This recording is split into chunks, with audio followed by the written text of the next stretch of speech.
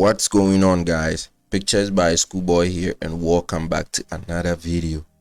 Today's video is yet another overview of how I retouch this beautiful portrait, and I wanted to share it with you guys, let you know how I went about retouching this beautiful portrait. All right, now before we get into the video, make sure you subscribe to the channel, turn on your post notifications, and let's get right into it. All right, so the first thing is frequency separation. So that is what I always do. I make sure I always clean up the skin before I do the frequency separation, and I do that with this tool, the spot healing brush tool.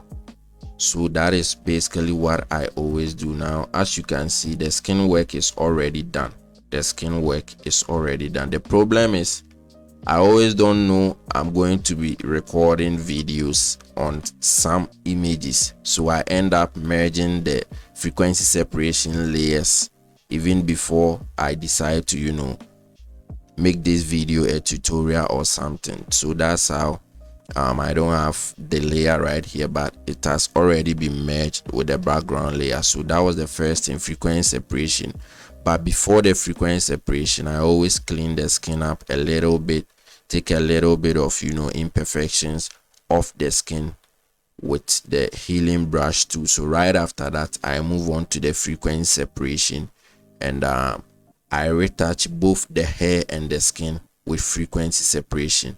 Now the difference is I don't retouch both the hair and the skin on the same frequency separation layer. So what I actually do is I always start with the face. I run my frequency separation action, and I retouch the face, because the textures on the face and the skin and the hair varies, so you can't really choose just one radius and work the entire image with that radius. So you always, if you want the best results, you always have to create multiple frequency separation layers or run multiple frequency separation actions depending on what you are retouching or what you are editing. So what I always do is start with the face.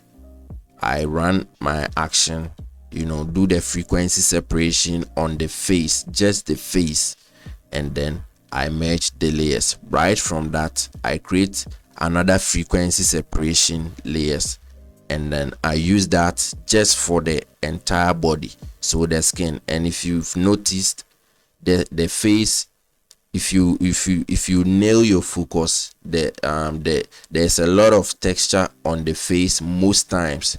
That is why I always use different frequency separation. So since there are a lot of textures on the face than the entire body or the rest of the body, I have to use different radius for the face and also for the body. So let's say if I use a radius around 4 or 5 for the face, I'm going to use a different radius for the rest of the body. So that is why. So I create a different frequency separation layer, and I work on the skin, the body, the rest of the body. Right after that, I merge it, and I also create another frequency separation for the hair. So right from the hair, then everything will be set and done, and that is what you are looking at right now. So if you take a good look at the skin and the hair and everything, you can see that it really looks nice, and this is exactly how I wanted it. Now right from that, I moved on to my gradient map. I always start my color grading with the gradient map. It always gives me a great head start, since it's just sampling colors from the actual skin color of the model or of the subject and creating it, turning it into a filter. It always works best for me, so that is what I always do. So as you can see, here is the gradient map. adjustment layer, and if I try to open it, this is how the gradient look. Now with this one, as you can see, I always have my location at 50%, but if you take a look at this one, I've moved the location right to 35 just because I wanted to open up the shadows just a little bit. Now if I bring it all the way to this side, you can see it darkens up the image, and that isn't something that I wanted, since the subject is light skinned. So I wanted to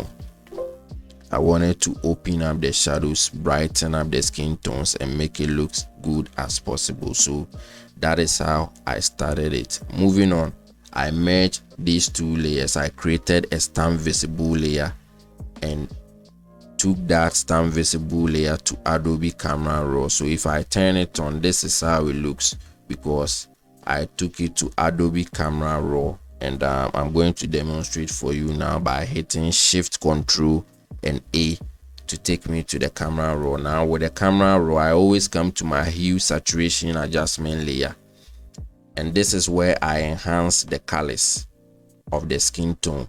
So with the skin tones, it's mostly reds and oranges. Those are the colors that mix up the skin tones most of the time, unless the person is really dark and has a lot of melanin in the skin, but it's mostly oranges and red. So I add a little bit of oranges with the saturation and the reds as well, and I always come to the luminance and also brighten up the colors a little.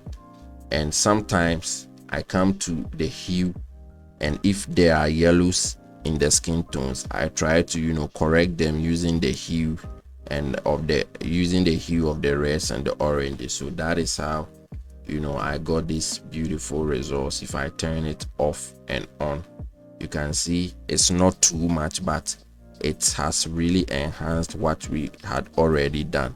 Right from that, everything was okay for me, so it was just left with the teeth and eyes whitening, and obviously her eyes is closed, so it was just left with the teeth. And if I turn on the eyes and teeth adjustment layer, this is how it looks, and that was it. That was basically it. It took a lot of time. I spent a lot of minutes, or probably like an hour on this image, but I really love how it turned out.